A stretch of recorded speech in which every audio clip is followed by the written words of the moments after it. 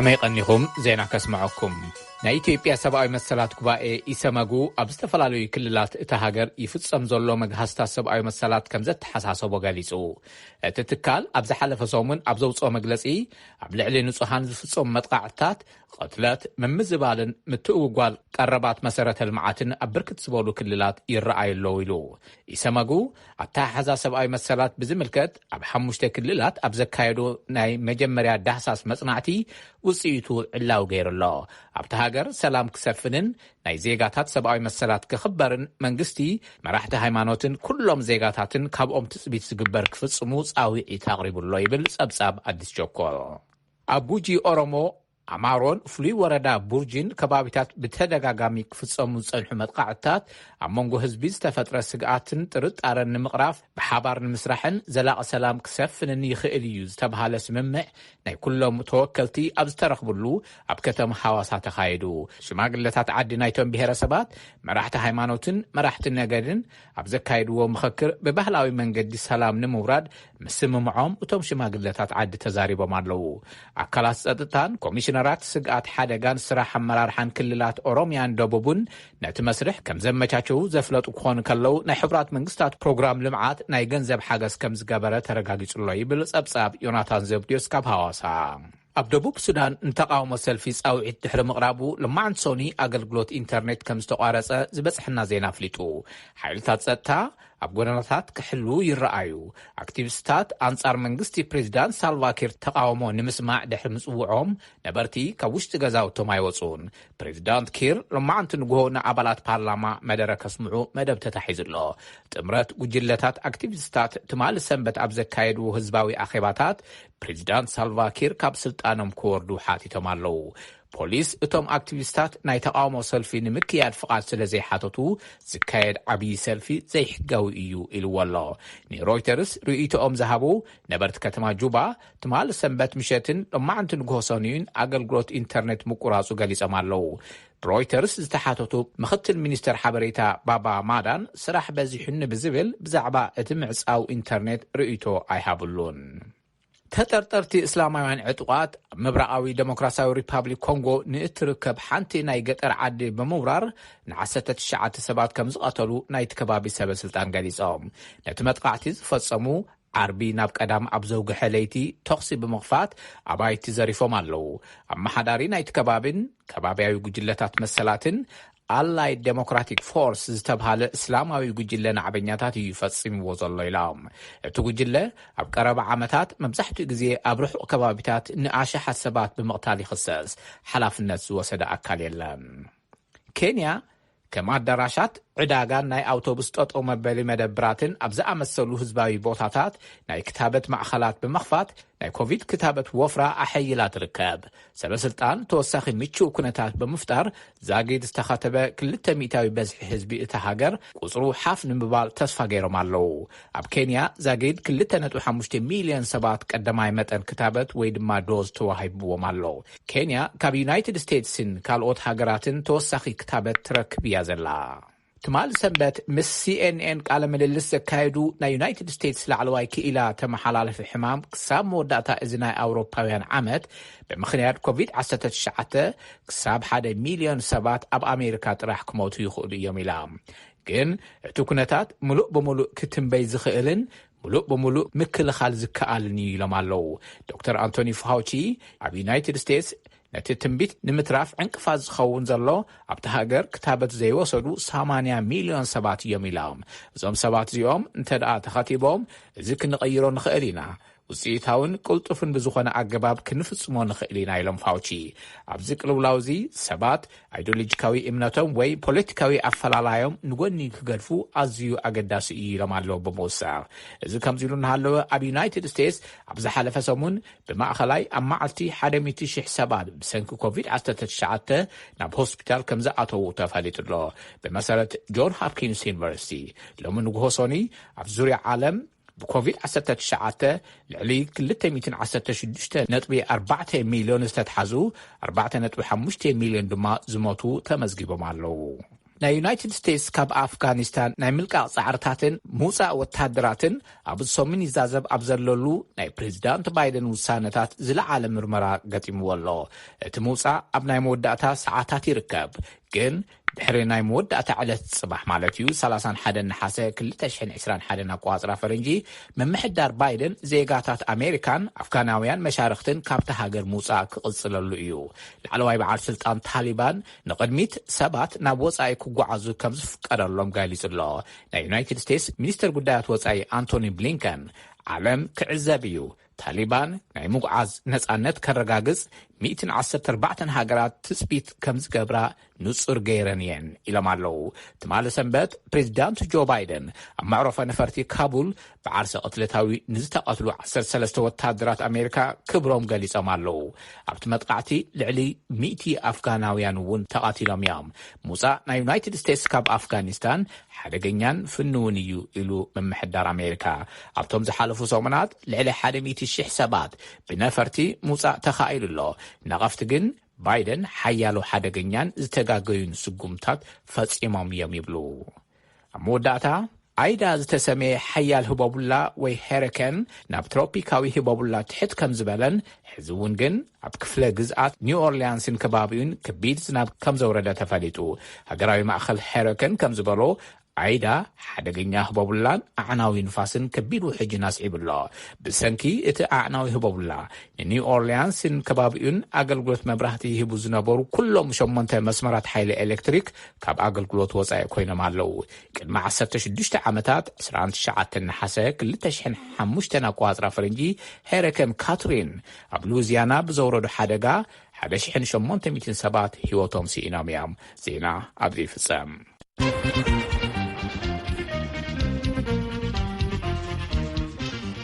ኸኔልና ገብረ ድምፂ ኣሜሪካ ሰምዑለኹም ካብ ዋሽንግተን ክንሓልፍ ኮቪድ-19 ንተምሃሮ ደቡብ ኣፍሪካ ኣብ ክፍሊ ኣእቲኻ ምውሳእ ጥራይ ዘይኮነ እንኮላይ ካብ ቤተ ምርምር ወይ ላቦራቶሪ እዩ ሓፂርዎም ዘሎ። ዩኒቨርሲቲ ጆሃንስበርግ ግን ነዚ ሓፅር እዚ ብካልእ መንገዲ ክፈትሕዎ ይፍትኑ ኣለዉ። ኣብርሃም ተስፋ ልኡል ተርጊምዎ ኣሎ። ንንባብ ናብ ገብረ መድህን። ኣብ ቅድሚ ዓብዪ ናይ ቴሌቭዥን ስክሪን ኣብ እዝኖም እዝኒ መስመዒ ሄድሴት ገይሮም ዝረኣዩ ተምሃሮ ደቡብ ኣፍሪካ ኣብ ፀዋታ ኮምፒተር ዘለዉ እዮም ዝመስሉ። እቲ ሓቂ ግን ኣብ ፀዋታ ዘይኮነስ ፍልጠቶም ኣብ ምዕባይን ኣብ ምርምርን እዮም ዘለዉ። እቲ ንኽውንነት ብምስሊ ዘራኽብ ማለት ናይ ቨርቹዋል ሪያሊቲ ናይ ማዕዶ ክፍሊ ምርምር ዩኒቨርሲቲ ጆሃንስበርግ ንተምሃሮ ብዛዕባ ቫይረስን ዋህዮታትን ንኽምርምሩ ዘኽእል እዩ። ኣብቲ ዩኒቨርሲቲ ናይ ዶክተሬት ተምሃሪት ማፎር ፐን እቲ ተኽእሎ ኣዝዩ ሓጋዚ ምዃኑ ትዛረብ። ተምሃሮ ብቐረባ ክምርምሩ እንተኽእሎታት ደቀቕቲ ህዋሳት መላሊሶም ክፍትሹን ፍልጠቶም ከዕብዩን ከም ዝሕግዝ ትዛረብ። ንቤተ ምርምር ብኸምኡ ዝመስል መንገዲ ምቕራብ ድማ ተምሃሮ ምስ ሕፅረት ግዜ ኣብ ቤተ ምርምር ክገብርዎ ዘይኽእሉ ዝነበሩ ሕዚ መላሊሶም ክፍትሹ ሓጊዝዎም ኣሎ። ቅድሚቱ ኮቪድ-19 ዝፈጠሮ ክልከላውን ቤተ ምርምር ደቡብ ኣፍሪካ ብሰንኪ ጽበትን ሕፅረት ግዜን ንተምሃሮ ሙሉእ ዕድል ዝህብ ኣይነበረን። እዚ ሕፅረት እዚ ግን ሎሚ ብሳላ ተኽእሎታት ቴክኖሎጂ ተፈትሒ እዩ። ዩኒቨርሲቲ ጆሃንስበርግ 10 ኩባንያ ጉግል ብምኽታል ነቲ ናይ ቨርቹዋል ሪያሊቲ መሳርሒ ከፍርዮ ክኢሉ እዩ። ዋጋ ነፍሲ ወከፍ መስምዒ ሄድሴት ትሕቲ $20 ኣሜሪካ እዩ ዝውድእ። ተምሃራይ ሳልሳይ ዓመት ዝኾነ ዛከል ምሽሊ እቲ ተፈጢሩ ዘሎ ሓድሽ ተኽእሎ ግዜን ጉልበትን ንኽቁጥብ ከም ዘኽእሎ ይሕብር። እቲ ዝደልዮ ምርምር ኣብ ገዝኡን ኣብ ዝደልዮ ሰዓትን እሞ ከዓ ክንዲ ዝደልዮ ግዜን ክምርምር ሓጊዝዎ እዩ ብኣባህላ ዛከለ። እቲ ሓድሽ ናይ ቨርቹዋል ሪያሊቲ ንተምሃሮ ሳይንስን ቴክኖሎጂን ብቐረባ ክምርምሩን ኣብቲ ዓውዲ ዘለዎም ኣፍልጦን ፍቕርን ንኸዕብዩን ዝሕግዝ እዩ። ብሕልፊ ኣብ ትሑት መነባብሮ ዝርከቡ ተምሃሮ ድማ እቲ ተኽእሎ ምርምር ከካይዱን ምስ መምህራኖም ዝቐለለ ምውሳዕ ክህልዎምን ከኽእል ትፅቢት ይግበር። እዚ ሓድሽ ምርምር ብሰንኪ ክልከላ ኮቪድ-19 ዝመፀ ምብልሓት ደኣ ይኹን እምበር ኩነታት ናብ ንቡር ምስ ተመልሰ እውን ገና ክቕፅል እዩ። ንመሳርሒ ቨርቹዋል ሪያሊቲ ዘፍረየ ዩኒቨርሲቲ ጆሃንስበርግ እቲ ፍርያት ናብ ኩለን ህዝባውያን ኣብያተ ትምህርቲ ዝባፅሓሉ መንገዲ ኣብ ምንዳይ ከም ዘሎ ተፈሊጡ ኣሎ። እቲ መደብ ዕውት እንተመሲሉ ድማ ናብ ሙሉእ ሃገር ከምኡውን ናብ ሙሉእ ኣፍሪካ ክባፅሕ ከዓ እቶም ኣፍረይቲ ሰብ ተስፋ እዮም።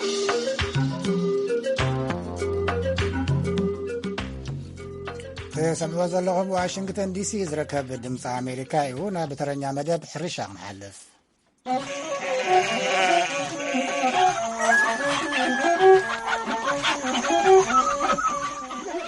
ሚኒስትሪ ሕርሻ ኤርትራ ኩሉ መዳያዊ ውሕስነት ማእዛዊ መግቢ ንምርግጋዝ ዝተፈላለዩ ሙያውን ዝሓቆፈ ሃገራዊ ሽማግለ ባህርያዊ ድኩዕን መከላኸሊ በላዓትን ብቁልን አቂሙ ይሰርሕ ከም ዘሎ ገሊጹ እቲ ብሚኒስትሪ ሕርሻ ሚኒስትሪ ሃብቲ ባሕርን ካልኦት መሻርክትን ዝካየድ ዘሎ ንጥፈታት ባህርያዊ ጸገታት ባሕርን መሬትን ተጠቂምካ ልዑልን ጥዑይን ምህርቲ ብምስሳን ውሕስነት ማእዛዊ መግቢ ምርግጋዝ ዝዓለመ ከም ዝኾነ አብ መንበር ናይታ ሽማግለ መንእሰይ ደርማስ ስልጣን ቪኦኤ ተዛሪቡሎ እቲ ብመልክዕ ፈሳስን ድሩቅን ዝዳለወ ባህርያዊ ድኩዒ ንኩሎም አትክልቲ ከም ዘገልግል አባል እቲ ናይታ ጉጅለ ይረድ ብርሃነ በርሀ ዝስዕብ ጸብጻብ ልኢኹሎ ሚኒስትሪ ሕርሻ ኤርትራ ኩሉ መዳያዊ ማእዛዊ መግቢ ንምርግጋዝ ፍሉይ ኮሚቴ አቂሙ ይሰርሕ ከም ዘሎ ገሊጹ ኣብ ሃገራዊ ትካል ሕርሻዊ ምርምር ሓለሓለ ተመራመሪ ሓመድን አቦ ወንበር ሽማግለ ምውሓስ ባህርያዊ ድኩዕን መከላኸሊ ባልዓት ብቁልን መንእሰይ ድርማስ ስልጣን ቪኦኤ ኣብ ዝሃቦ ሓበሬታ ሽማግለ ካብ ዝተፈላለዩ ሚኒስትሪታትን ምምሕዳራትን መሻርክቲ አካላትን ዝተዋፅኡ ውሉል ተመክሮ ብዘለዎም ሞያውያን ዘቆመት ከም ዝኾነት ድሕሪ ምጥቃስ ቀንዲ ዕላማ እዛ ሽማግለ እዚኣ ድማ ካብ ኣጠቃቅማ ኬሚካላዊ ድኩዕን ፀረ ባልዕን ወፂና ውሕስ ዝኾነ ማእዛዊ መግቢ ህዝቢ ክቅረበሉ ስለዘለዎ ናብ ባህርያዊ ዝኾነ መደብ ንምስጋር ተባሂላ ብዕለት 11 ወርሒ 2 ናይ 2021 ብክቡር ሚኒስትር ሕርሻ ከም ትቀውም ነይራ ማለት እዩ ኪላ አትክልትን ባህርያዊ ድኩዕን ባህርያዊ ጋዝን ከም ዝኾነ ዝተዛረበ ጠርናፊ ጉጅለ ባህርያዊ ድኩዕን መንእሰይ ዮሴፍ ተወልደ ብወገኑ በቀረባ ኣብ ከባቢና በዝርከቡ ባህርያዊ ጸጋታት ዝተዳለወ ባህርያዊ ድኩዒ ብምድላው ምህርቲ ሕርሻን ምኽባት ዝሕገዝ አገባብ ከም ዝኾነ አረድዲኡ ኣብ ዞባ ማእከል ንኡስ ዞባ በሪኽ ከም ኪላ ልምዓት ዘራእቲ ኮይና ትሰርሕ ከም ዘላ ዝገለጸት አድያም ረዘነ ብጊድያ ዝተፈላለዩ ዓይነት ፍርያት ናይ ዓሳ ይኹን እንቃቑሖ ቅራፍ ይኹን ናይ ዓጽሚ ፀሃይልና ንሓስቦ መቅጽልቲ ተጸሚቆም ዝወጹ ዝተፈላለዩ ዓይነት ፈሰስቲ አሎ ዝስራሕ ተወሳኺ ከም ደረቅ ድኩዒ ኣብ ቁልጡፍ ብ7 መዓልቲ ድውዳእ ድኩዒ ዝኸኣኒ ኮምፖስት ዝበለጸ ናቱ ርእሲኡ ከሎ ከም ተወሳኺ ነተሓረስታይ ኣብ ሓፂር መዓልቲ ቅርብ ክገብርሉ ዝኽእል ድኩዒ ናይ ምምስራሕ ስነቲ ነቲ ፈሳሲ ባህርያዊ ድኩዒ ኣብ መዓላ ሰብን እንስሳን ዘይውዕሉ ጸጋታት ባሕሪ ተጠቂሞም ከም ዘዳልዎ ዝገለጸ አባል ጉጅለ ምድላው ባህርያዊ ድኩዒ ዝኾነ ናይ ስነ ፍልጠት ባህሪ ምሁርን መምህር ኮሌጅ ስነ ፍልጠት ማይ ነፍሕን መንእሰይ ተመስገን ገብረ መስቀል ንአገባብ መስርሕ ምድላው ፈሳሲ ባህርያዊ ድኩዒ ብኸምዚ يبره قدامي فساسد خو عسى خدالون دحردا خوينو عسى خمسرح كله زغحف عينت رؤسني عسى خو نخيل حقو اتوشطاوي تحشتني عسى معناتو ويوم بملو عسى استبالاشو خو نخيل نزيام قطقيتكا دقيقه مشكور بمحواس يتجا مالتي كتجيوها كلته سبون سقع 3 سبون وي لعليون كصنح يخيل زغون يكون فساسي حوسوني نبعلو ግን بتي ناي متجا فساسي غيرت عسى مالتي نزي بحرياو دخي نا حرستوت نمزركحل اب تقمي نموعلن اب استفلالي زوباتات اب بينو وقتاتن عينت حمدن فتنا يكايد كم زلو زغلص منسي يوسف نتيب ولق حرستوت زدالو بحرياو دخي اب غرات حرستوت كم استفتنن بزملكتهم اكل مستامنلو حرستوت وصيتو باكل تعذيبو نخسرحو كم زغبرن اتي بقربا زيرخبو صغاتات بحرها بمينستري حفت بحري تداليو كم زعدلون بمغبار بعلوم كم زدالو نمغبار كم ناي مود اتاشتونا حيزنا نسرحلو لنا قبل غليصو برهانه برها لدمص امريكا كابسمرا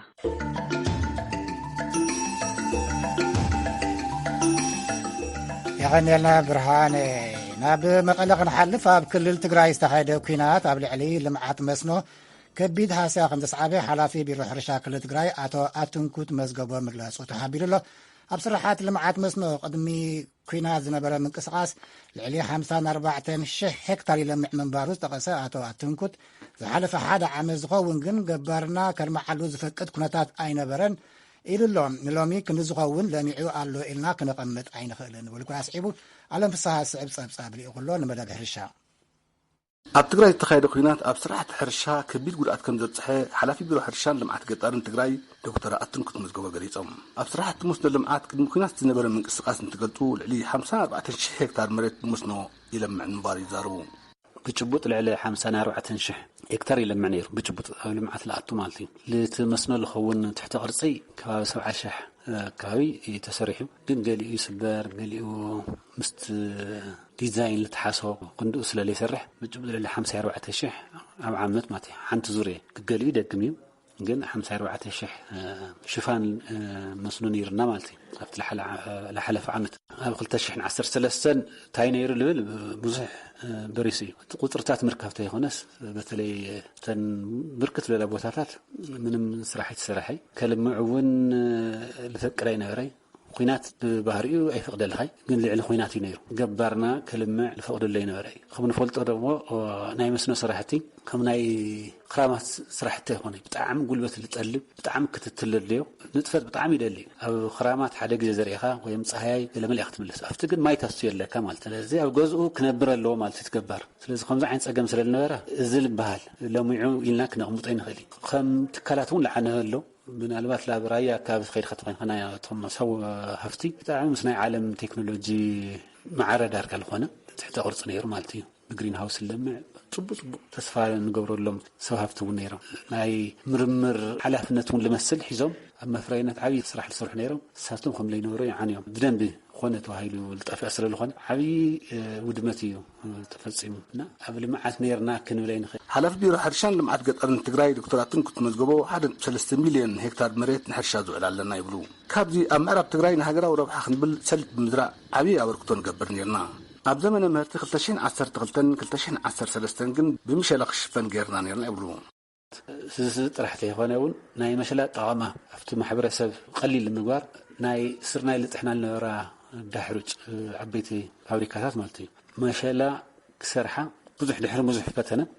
ውፅኢታዊ ዝኾነሉ ኩነታት ነይሩ ልክ ሓምቲ ፊኖን ይብሎ ከምኡ ክሰርሓ ዝኽእላ ፈተና ዳገርና ነርና ውፅኢታዊ ነይሩ ኤክስፖርት ልግበር ነረ ናይ ሰሊጥ ቦታ 80 ሚእታዊ መሸላ ኮኒና ገርናና ጽቡቕ ምድላዊ ነይሩ ዋላ አንበጣ ትዝክሮቶ ኢኻ ብጣዕሚ ዓብይ ፀቕጢ ጽሕ ነይሩ ግን ብተኻለ መጠን ሰብ ካብ ጫፍጫፍ አንቀሳቂስና ዋላ ደገለለው ደገፍቲ እውን ኩሎም ተጋሩን ይኹኑ ካልኦት ደገፍቲ ኣዋዲድና ብዙሕ ምርብራብ ተገይሩ እቲ ናይ ውፅኢቱ ናይ መወዳእታ ውፅኢቱ ለይበልና ኢና ቢልና ግን ትሕቲ ካብ 2 ካብ 3 ሚእታዊ ናይ ምህርቲ ምቕናስ አይነውሬ በተንበጣ ዶክተር አትንኩት መዝገቦ ኣብ 2012-2013 ዘመነ ምህርቲ ካብ 25 ሚልዮን ኩንታል ምርቲ ንጽበ ነርና ይብሉ 1.3 ሚልዮን ተሓራስ መሬት ስለዚ ካብዚ ልዕሊ 20 ሚልዮን ኩንታል ኢና ንጽበ ነርና በተለይ ናብ መሸላሽ ስለልቀየርናዮ ካብ 25 አካባቢ ይበጽሕ ለምታይ ሰሊጥ ነበር ለመሸላቱ ቀየርቶ ኣሎ ኩንታል ኣብቲ 6-5 ይኸትረክብ ብዙሕ ይኾነ ተመሸላ ግን ክሳብ 30 እውን ክበጽሕ ይኾነ 20 ክበጽሕ ይኽእል እዩ ስለዚ ናይ ኣፈላላይ እውን ስለልነበሮ ቆም ኣካባቢ ነይሩ ከዚ ከም ንፈልጦ ያ 1.3 ሚልዮን ይኾነ ኢድና ለለ ካብ 770 ኣካባቢ ሽሕ ያዊ ሰረፈ ምዕራብ ኮሪደር حبرتاون ليبلنا ناي معراب كوريدوري أما معراب تعينا نقبر لنا ضمرات ساتينارينا والدار بعلب هلا ناي ناي مشلع عينت مال معراب مات حمراء والقايت السو ثاينا غيرنا عاقلنا لان كن نحنا خنبيرو حرشا تلمنا لنا لما داك الشابقاق من سلسته كزرع لخيل عليه ثلب لتعان كنقبر هوزي كل مدلاو غيرنا مالتي لنا زرعي ادلينا نصنح تراكترات ندالي لولد اللي ندادي لولد اللي ميكانيك كله حيل سب مدلاوينا نركب مالتي لوينا ناي معراب كوريدورنا فيسو إلا خزافتت تاوتات ناي كتتلي لله صحاي خميلو أنبت خميلو خرامات خميلو تاي جبر إيه وفت خالتنا مجمرة أب عالم نفلت اللو معكون ممكن خلنا في تفترون إسلام عالتي نتأجل قالت عك حمد المعين يكايد نرهزبنا أبز حدا في عامت كاب سمانا سجاب سمانا كلت مليون فلسينا أفلسنا أبز عامت قمت 9 مليون راح يفلسوا مخنياتو عني يقولوا دكتور أتنكت مزجبو أبقت علي قطيفنا كحوج جبوا حوينا نبتكبر أو سرح كأتون جور مدب زبلوا دما إذا السعبيم تقرأي خمن فلتو حدا عبيه هفتن ساي العلمي تيس عايش مونتي فيترنري كلينيك ويدونا أنسا كلينيك نيرم واحد خزيمي 8 عنين زي إنه ملاسنا مجمر يسرحنا لهون ما تعنا بطعم وستانسر لهون حدا إنسا مويت ومالت حدا جبر بطعم عبيه انتسر لهون لازم تنا مجمر يسرحتنا ناي فتم قرت سناي مسخلو تبيلنا تين ناي عندنا كلينيكات متنخر نمجمر يسرحنا سين خم قدماي نسرعنا مات خلاي افتسي ون ما اخذ مسلطن حرستوت امول تግራይ 680 نيران زين بديجيتال ايكيب غيرنا بس ولار لسرحه حبيت سكرين تلفزيون لون لازم سلطناتات بفيديو تحجز كون عمي مول تግራይ شفنا نيرنا زين انت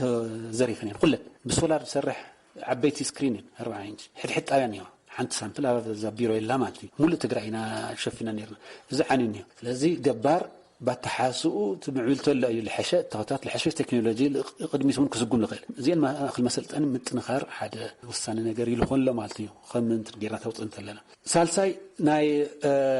مسنو صراحتنا بقوام تخلي عجام فروت ويدم فرامرة نزل حق زك كراعي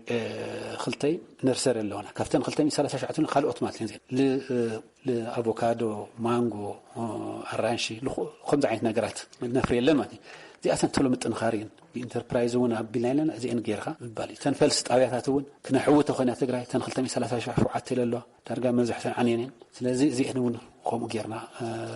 مخالينا نحسب لنا مو زي نسوي قديمنا كنسرحن لنا إلا أنا نحسب نايزر السيستم ناون من زمان مستل لنا انفراستراكشر في تقرأ لغتسل حمد كنسرحه اللي جب أسرح يلخون دكتور أتنكت مزجوا ذهب المبرهي عزيز مسكين على مسها نريد أمريكا كمؤلة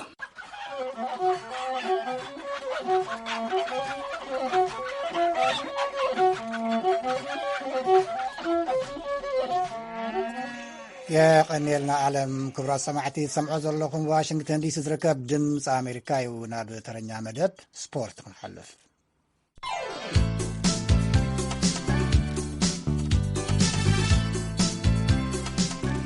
كما كنكم أفكارت سبورت نلو مزدالنا لكم سبورتاوي زيناتات كنسمعكم ببارالمبيكس طوكيو كنجمر ناي اسرع ودرات أكال السنكولان ويكع بارالمبيكس طوكيو كاتسيلولو إثيوبيا أب تاريخ تساتفو بارالمبيك فلامع ميداليا ورق رخيبا بمسرة زي أبشان 500 متر قوية تساتفت أتليت عقستي غزاين ميداليا ورق تعويت الله صلى اتا انكو ميداليا إثيوبيا زاقد أمبل 4 صدق أو تركب بخالق الزينة أتليتكس إثيوبياويت يعلم ظرف يهالاو أب أيرلاند كردم فرق ماراثون حدش كبروسن أمزقبات عويتها 1 ساعة 3 دقيقة 34 سكوند زاتو تلو قزي كوين الله أبزينا كعسو أجري خناعت تخلنا نقطمات سوى عالم تقرارب زلا هقراويت غانتا كعسو أجري إثيوبيا ويكعواليا محزنتاوي قطم مس غانتا أوغاندا أكايدا نيرا كلتنا حد تعويتا غانتا واليا نمصاري قطم سوى عالم زمت عربي مس غانتا غانا برتع قطم يصبيالو نأسمرا خنوصدكم فيدراشن أتليتكس زوبا ماكل نبلوزات أتليتاتن أسلطنتن أتبابيعو يبل وكلنا برهان برها أب هاقراون مدرخات بوهلول ممزان نتوي العلو تصيت نزمزقو أتليتاتن أسلطنتن عربي 27 نحاسة ناي أفلطون متبابعن شلمات عدلو الله أبتي أبا الدراش من محدار زوبا ماكل زتخير سنة سرعات 36 أتليتات شمون تأسلطنتي أبركتو زقبرا من محدار كبابتاتن تكالاتن والكسباتن تشلمم الله يبل زرزرو كبرانا بمسارة استخايجة سنسرعات شلمات نازريت ولدون يمان هايل سلاسين كاب أبيتي فيلمون كبرومن راهيل دارين كاب معكلوت يوريت فتصومن سيمولجيتان كاب ناشو بلوسات أتليتات بينهم كشلمو خلو أتليت نازريت ولدو بماراثون فرق ماراثون أتليت أغبا ولدو بماراثون كومون راهيل دانييل ب5000 متر هاقراو كبروسن بمحياشوم تشلمتو خينوميم أسلطاني إساء نترعب شلمات بلوس أسلطاني أم هدارا كانتتات أسلطاني إساياس أسفاون إنسبكتر ليفينغستون أبرهامن كا شلمات بلوس أسلطاني تساتفو أولمبيك زبل شلمات تواهيبوم بزي كازي أبناي ميدا تكبارات بلوس وسئيت زمزقبو أثليتاتن أسلطنتن أب هاقراوي غانتا تمريصوم هاقراوي غانتا وكيلوم أب أولمبيك طوكيو استساتفو بهاقراوي غانتا إرترا زي تمرصو توداداري ممزن بقات وي مينيما زمزقبون أب وددر شامبيون أثليتكس عالم تحت 10 عامت استساتفو أثليتاتن أسلطنتن زوبا مأكلون كابيدا محداري زوبا مأكلن دايركتر جنرال كفلي بحرين سبورتن زوبا مأكلن كالوت حلفتن زيتدال ولم نايكنزب وانجان مسكر ورقاتن شلمات تقبلهم برهانة برها كابسمرا يعني لنا برهانة نابكالو زيناتات كنسقر دحري نوح مصباي دقفت غانتا سينس جيرمان PSG اتي زتمنى ورخيوم قصر حدا ناي عالمنا كوب تصواتاي كعس اجري ليونيل ميسي ماليا حداس غانتو لبيسو نفلما غزينا ميداتيو تصاويتو تمالت سنبت تاريخ تصاريحو ماليا ناي بارسلونا طرح ملء هيوتو زلبسه ميسي تمالي مسغانتا باريس سان جيرمان تسلف الله ليونيل ميسي اب برشلونه كصنح زخل تكنيكاون فاينانساون حلخلاخ سلازغاطمو ካብታ ጋንታ እናነብዐ ከም ዝተፈላለየ ዝዝከር እዩ ምስ ፓሪስ ሰን ጀርመን ናይ 2 ዓመት ኮንትራት ተፈራሪሙሎ ትማሊ ንኔይማር ቀይሩ ናብ ሜዳ ኣትዩ ሜሲ ጋንትኡ ምስ ጋንታ ሬምስ ተጻዊታ 2-0 ተዓዊታ ኬይላን ኤምቤፔ እዩ ንክልቴን ሸቶታት ተቆፂርወን ደገፍ አርጀንቲናው ሜሲ ረኺባ ዘላ ጋንታ ፒኤስጂ ሎም ዘበን ንጽዋዕ ሻምፒዮንስ ሊግ አውሮፓ ክትወስድ እያ ዝብል ዓብዪ ተስፋ ሃዲሮም ኣለው ደገፍትን መሪሕነትን እታ ጋንታ እዚ ከምዚ ኢሉ ከሎ ቀንዲ መንሓንሕቲ ሜሲ ኮይኑ ዘሎ ፖርቹጋላዊ ክርስቲያን ሮናልዶ ናብ ቦካር ጋንትኡ ዝነበረት ማንቸስተር ዩናይትድ ከም ዝተመልሰ ተረጋጊጹ ን36 ዓመት ዘዕድሚኡ ሮናልዶ ናብ ዓለም ለኻዊ ክብሪ ዘብቃዕቶም ማንቸስተር ዩናይትድ ምዃና ይዝከር ሮናልዶ ናብ ኦልድ ትራንፎርድ ንኽምለስ ማንቼ ንጁቬንቱስ 12.85 ሚሊዮን ፓውንድ ከምኡውን ተወሳኺ መቕሽሽ 6.85 ሚሊዮን ፓውንድ ክትከፍላ እያ ሻምፒዮን ፕሪሚየር ሊግን ቀንዲ ተናሓናሒት ሻምፒዮንስ ሊግ አውሮፓ ዝነበረት ጋንታ አርሴናል ሎም ዘበኑ ሪድዋ ዘሎ ጸገም ኣየሪኹም ዘብል ኮይነሎ ብቕዓታ ካብ ዕለት ናብ ዕለት እናወረደ ኸይዱ ካብ ዝትርከበሉ ንታሕቲ ናብ ዘይትወርደሉ ደረጃ በፂሓላ ኣብ ሙሉእ 67 ዕድሚኣ ኣመዝጊባቶ ዘይትፈልጥ ዝተሓተ ብርኪ ሒዛ ትርከብ አርሴናል 3 ግጥማት ኣካይዳ 3 ግዜ ኣይቀንዓን ሓንቲ ሸቶ እውን ከተመዝግብ ኣይከኣለትን ኣብ ሰደቕ ፕሪሚየር ሊግ ጭራ ተሰሪዓ ትርከብ አርሴናል ኣብ ታሪኻ ኣብ ጭራ ክትስራዕ ንፈለማ ግዜ እዩ ስፖርታዊ ዜና ተፈጺሙ እዚ ድምፂ ኣሜሪካ እዩ ዋሽንግተን